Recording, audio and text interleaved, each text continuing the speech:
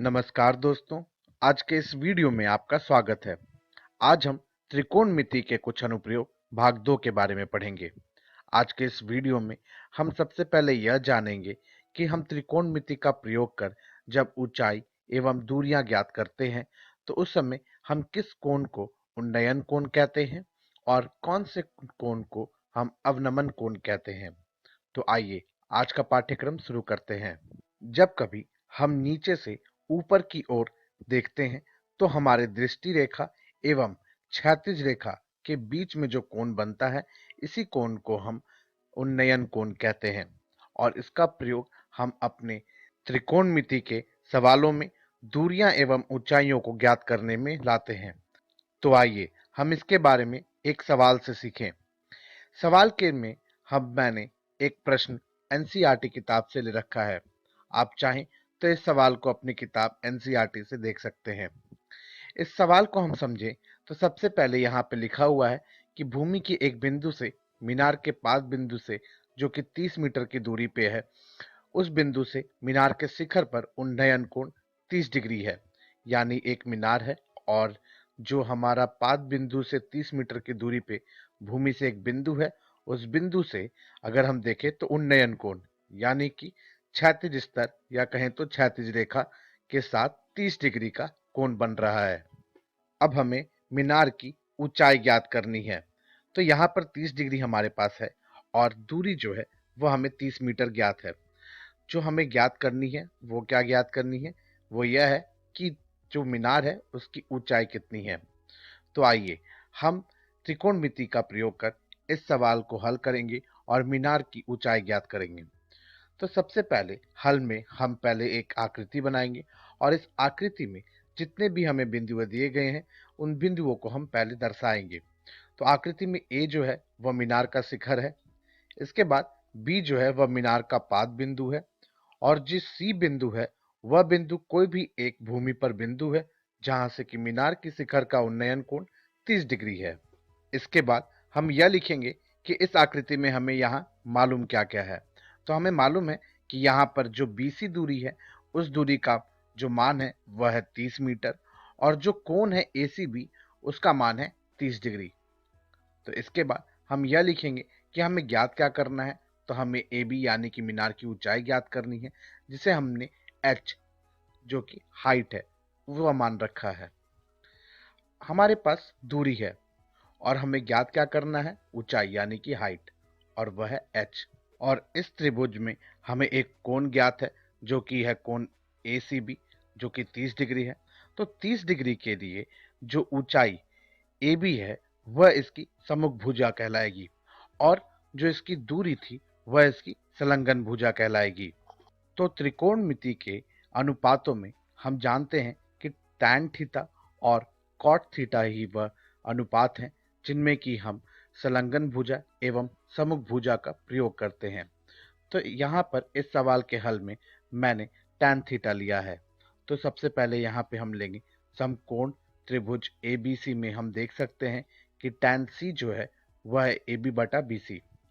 Tan सी कहें तो tan 30 degree और ए बी को मैंने माना था एच और जो बी सी था वो था हमारा डी। टैन 30 का जो हमें मालूम है कि मान होता है 1/√3 और h का मान हमें ज्ञात नहीं है तो हम उसके जगह h ही लिखेंगे और जो दूरी थी उसकी मान हमें मालूम है कि वह 30 मीटर है तो उसके जगह हम 30 मीटर लिखेंगे। अब h का जब हम मान ज्ञात करेंगे तो हम लिख सकते हैं h बराबर 1×30/√3। जो √3 है वह हमारे हर भाग में है तो √3 को हटाने के लिए हम अंश वाले भाग में 3×10 लिखेंगे जो कि हम 30 को लिख सकते हैं। इसके बाद 3 को हम √3 लिख सकते हैं और 10 को जैसे का तैसा लिखेंगे। अब यहाँ पर आप देख सकते हैं कि हर एवं अंश भाग से हम √3 को काट सकते हैं। तो √3 अंश व हर भाग दोनों से ही विभाजन करके जो हमारे पास उत्तर ज्ञात होगा वह होगा 10√3 मीटर जो कि h है और यही हमारे मीनार की ऊंचाई होगी। तो यही हमारा हल था। आइए अब हम अवनमन कोण के बारे में सीखें। जैसा कि अगर हम ऊपर से नीचे की ओर देख रहे हैं तो हमारे दृष्टि रेखा एवं जो हमारा क्षैतिज स्तर है उसके ही समांतर जो रेखा होगी उस क्षैतिज स्तर के बीच का जो कोण होगा, इस कोण को ही हम अवनमन कोण कहते हैं। मान लेते हैं कि इस अवनमन कोण को हम थीटा मानते हैं।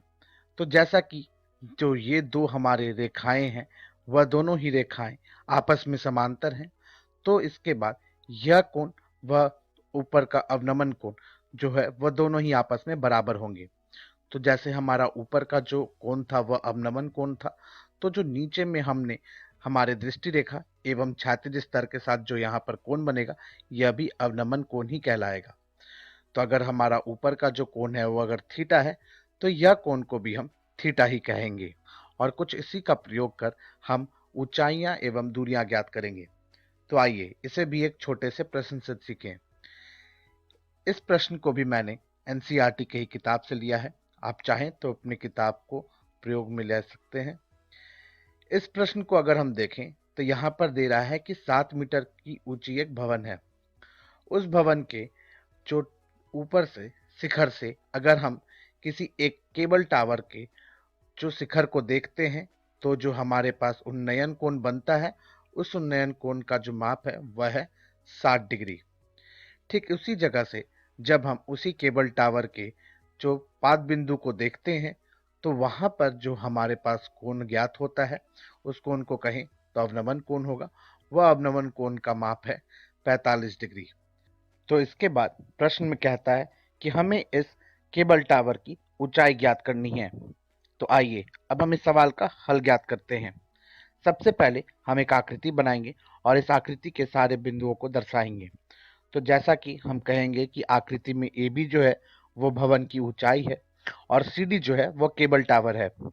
इसके बाद जो बी सी है वह क्षैतिज स्तर है और ए ई जो है वह बी सी के समांतर रेखा है। यहाँ पर हमें मालूम है कि जो ए बी है उसकी ऊंचाई 7 मीटर है और भवन के शिखर के केबल टावर के शिखर का जो उन्नयन कोण है वह कोण DAE 30 डिग्री है। और उसी केबल टावर के पाद बिंदु का जो अवनमन कोण है वो हमें मालूम है कि वह कोण EAC है जिसका माप 45 डिग्री है। तो जैसा कि आप जानते हैं कि केबल टावर की ऊंचाई ज्ञात करने के लिए हमें DC की जो माप होगी वह ज्ञात करनी होगी। DC में आप देखें तो DC का माप ज्ञात करने में हम देख सकते हैं कि AB का जो ऊंचाई या लंबाई कहें वही उतना ही हमारा ऊंचाई EC का भी होगा। इसके बाद EC का जो माप है वो हमारे पास मिल गया। अब हमें जो माप ज्ञात करना है वह है DE का माप। DE का माप ज्ञात करने के लिए हम समकोण त्रिभुज ADE का ही प्रयोग कर सकते हैं। लेकिन इस समकोण त्रिभुज में जो हमारे पास कोण है वह 60 डिग्री है और कोई भी माप हमारे पास नहीं है। तो इसके लिए हम AE का माप ज्ञात कर सकते हैं। क्योंकि हमें DE का माप ज्ञात करना है और हमारे पास 60 डिग्री माप है, लेकिन ना ही हमारे पास AD का माप है और ना ही हमारे पास AE का माप है। तो हम AE का माप हम सबसे पहले समकोण त्रिभुज AB से ज्ञात करेंगे। वह कैसे? तो हम BC का माप ज्ञात करेंगे जैसा कि हमें AB मालूम है और यहाँ पर हमारे पास अवनमन कोण 45 डिग्री है। तो यह 45 है, तो यहाँ से हम जो हमारे पास समकोण त्रिभुज है उसमें से BC का माप ज्ञात कर लेंगे और जो BC का माप होगा वही हमारे AE का माप होगा। तो आइए मैं इसे कुछ इस तरीके से हल कर आपको बताऊं। जैसा कि हमें मालूम है कि AE है वह समांतर है BC के और AC जो है वह तिर्यक छेदी रेखा है। तो जो एंगल EAC है और जो ACB है वह दोनों ही आपस में बराबर होंगे क्योंकि यह दोनों ही वैकल्पिक आंतरिक कोण होंगे। अब हम समकोण त्रिभुज ABC को लेके चले तो हम कह सकते हैं जो tan कोण ACB है उस वह बराबर होगा AB बटा BC के।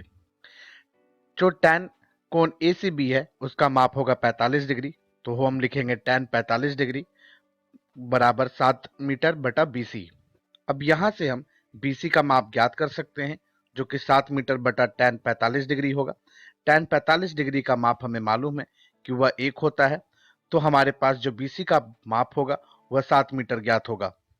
अब जैसा कि हमें मालूम है कि AE और BC दोनों ही आपस में बराबर हैं, तो BC का जो 7 मीटर है वही AE का भी माप होगा।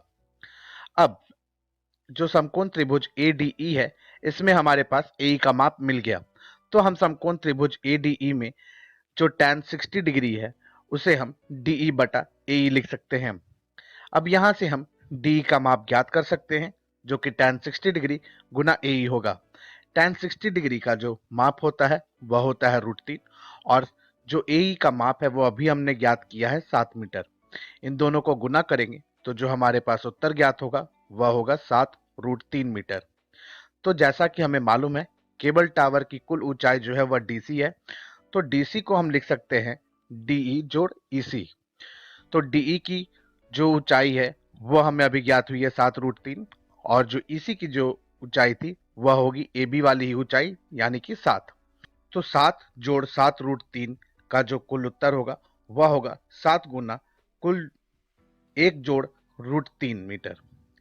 तो हम कह सकते हैं कि केबल टावर की जो कुल ऊंचाई है वह है 7 गुना कुल 1 जोड़ √3 मीटर। तो कुछ इस तरीके से अवनमन कोण और उन्नयन कोण का प्रयोग कर हम ऊंचाई एवं दूरियों में प्रयोग में ला सकते हैं। तो आज के इस वीडियो में हमने सबसे पहले सीखा कि अगर हम नीचे से ऊपर की तरफ देख रहे हैं तो हमारे दृष्टि रेखा और जो हमारा क्षैतिज स्तर है उन दोनों के बीच जो कोण बनता है उसे ही हम उन्नयन कोण कहते हैं। और इसके बाद हमने सीखा कि जब कभी हम ऊपर से नीचे की ओर देख रहे हैं तो जो हमारी दृष्टि रेखा है और जो क्षैतिज स्तर के समांतर रेखा है उस रेखा के बीच में जो हमारा कोण गैप बनता है उसे ही हम अवनमन कोण कहते हैं। अब अपनी अगली वीडियो में हम कुछ अभ्यास प्रश्नों को हल करेंगे जो कि हमारे एक परीक्षा के तौर पे बहुत ही महत्वपूर्ण है। तो हम अपनी अगली वीडियो में मिलते हैं।